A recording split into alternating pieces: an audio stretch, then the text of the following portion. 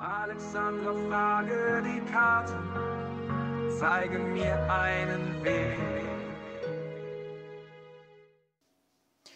Ja, schönen guten Morgen zusammen. Schauen wir nach einer Nachricht für uns. Ich habe 2 Herzen hier liegen. Ihr könnt dann wählen oder die Herzen mit Themen oder Personen auch belegen. Macht jeder, wie er möchte.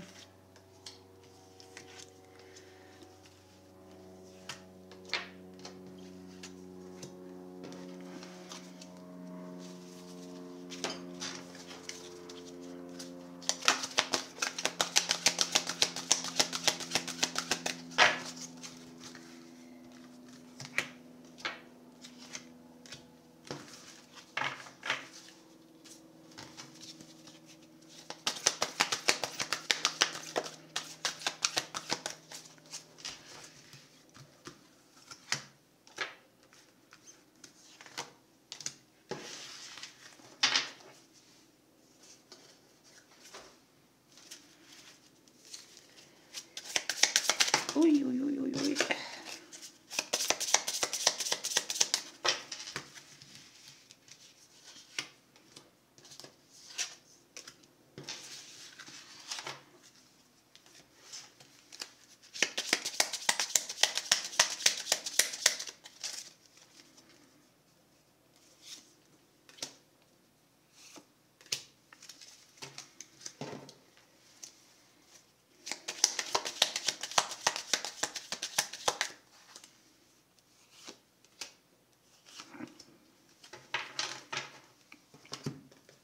Ich habe es gleich.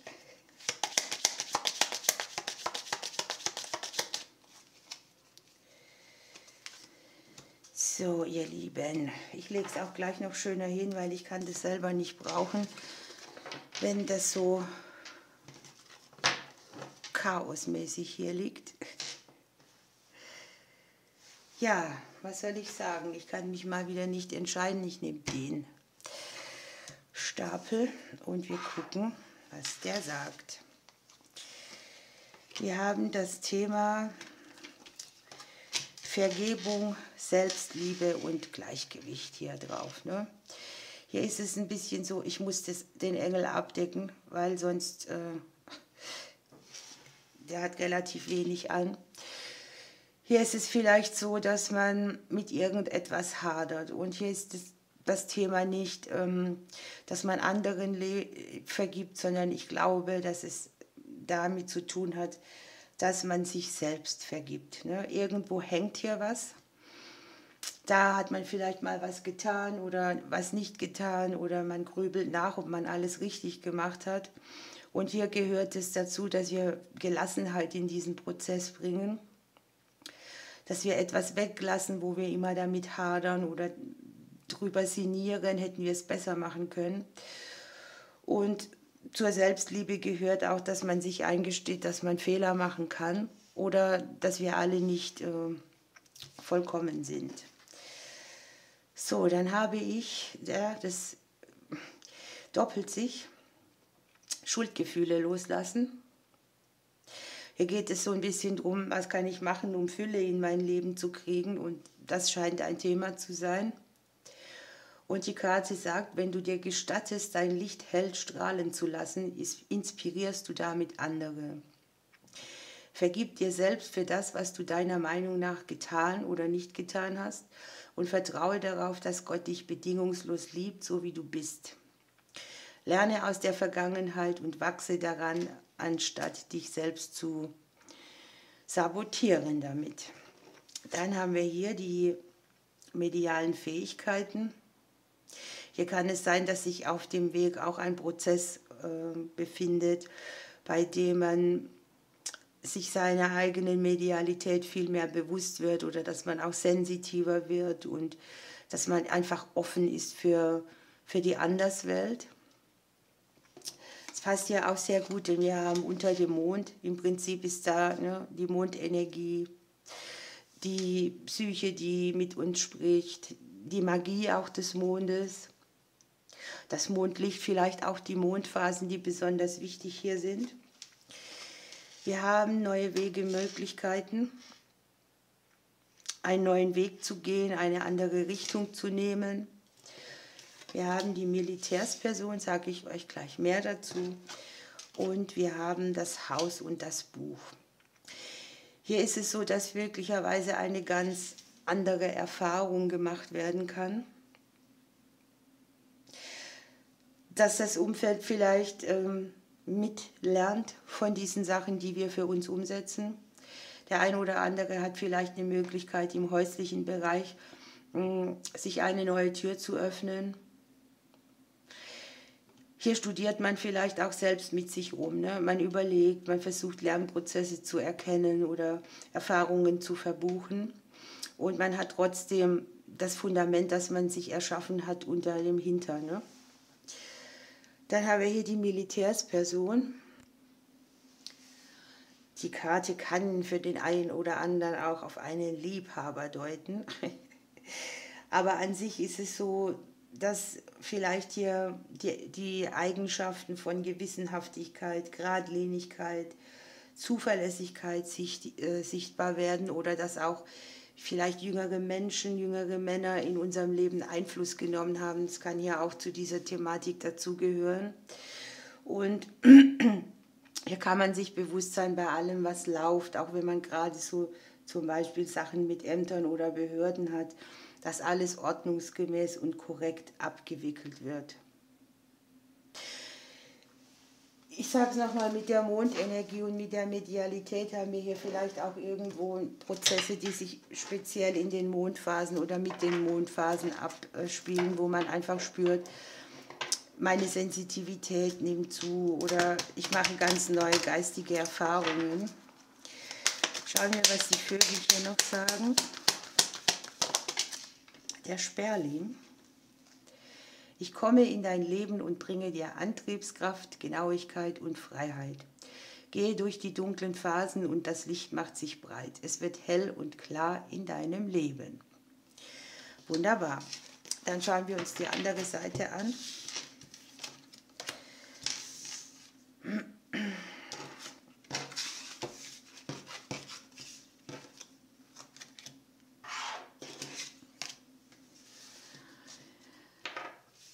So, ihr habt hier die neue Liebe, also Amors Pfeil, die göttliche Führung und ihr habt die Träume.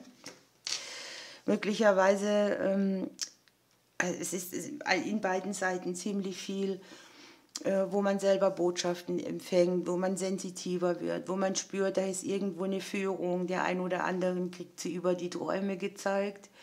Und möglicherweise hat man hier dieses Ding, dass man zu einem Herzensprojekt geführt wird oder dass man etwas wieder mehr mit Liebe macht oder dass man sich wie verliebt auf den Weg macht. Es kann natürlich auch sein, der ein oder andere findet eine neue Liebe. Ihr habt Kooperation statt Konkurrenz. Ja, hier ist es so, dass das, was uns gehört, das kann uns niemand wegnehmen. Es geht ein bisschen darum zu gucken, dass man nicht in die Konkurrenzgedanken geht, dass es für alle von uns mehr als genug gibt und dass auch wir uneingeschränkt Zugang zur Fülle haben und dass wir sie anderen auch teilen können, anstatt zu denken, der hat mehr als ich. Ne? Möglicherweise gibt es hier auch kooperierende Partnerschaften. Das kann sich natürlich hier auf die Liebe beziehen oder aber auch auf Menschen, die man mitnimmt auf seinen eigenen Weg und zusammen etwas umsetzt. Ihr habt hier bei Ängstlichkeit richtet einen Fokus auf Dienen. Also überall da, wo es Ängste gibt oder wo man sich vielleicht nicht sicher fühlt, hat man ja auch wieder das Gesetz der Anziehung am Wirken. Ne? Und hier ist es einfach wichtig, dass man sich selber fragt, was kann ich zur Verbesserung beitragen für meine Dinge, für die Welt, für die Bedürfnisse. Und schwuppdiwupp hat man sozusagen ein anderes Muster manifestiert. Ihr habt hier die Arbeitskarte. Da brauche ich nicht so viel sagen. Möglicherweise geht es um den Bereich Arbeit oder irgendetwas, was ihr euch auch erarbeitet habt. Ihr habt die Berghütte. Da ist man im Freien, da ist die Natur, da geht man wandern, da überwindet man Hindernisse. Man steigt auf einen Berg, um irgendwo anzukommen. Ihr habt den goldenen Käfig. Hier ist es im Prinzip so, die Türe von diesem goldenen Käfig ist offen. Man könnte hinausfliegen, aber man fühlt sich irgendwie gefangen oder kommt nicht über das Ausgangsloch hinaus. Und im Prinzip ist es ein Gefühl von, ich habe alles, aber ich bin nicht wirklich frei. Hier habt ihr das Thema Gespräche, Diskussionen, möglicherweise zwischen den Zeilen lesen oder auch überlegen, ne? Wo stecke ich noch Energie rein in Gespräche, die mir nichts bringen, oder wo weiß ich selber nicht mit mir so richtig umzugehen oder habe einen Konflikt, weil ich da drauf gucke, dass etwas Unstimmiges ist. Es kann jetzt hier auch sein, mach einen klugen Zug, um dich irgendwo durchzusetzen. Bei Konflikten schaue genau hin. Das ist ja auch ein hausgemachter Konflikt, ne? Dieses Gefühl, ich habe alles und ich bin nicht frei. Und ihr habt den Kleiber mit dem Thema, ich komme in dein Leben und bringe dir Halt, Sicherheit und Schwung. Mache es dir gemütlich, denn du bist sicher getragen in dieser Welt. Erkenne deine Einzigartigkeit und lebe sie. Lasse deine Größe zu. Ne? Wer weiß, was er kann, der hat auch mit dem Thema Konkurrenz nicht so viel am Hut, sondern der steht einfach da und zieht seine Dinge durch. Ihr Lieben, ich wünsche euch eine schöne Zeit. Am Wochenende kommen die Sternzeichen. Ich drücke euch und bis bald.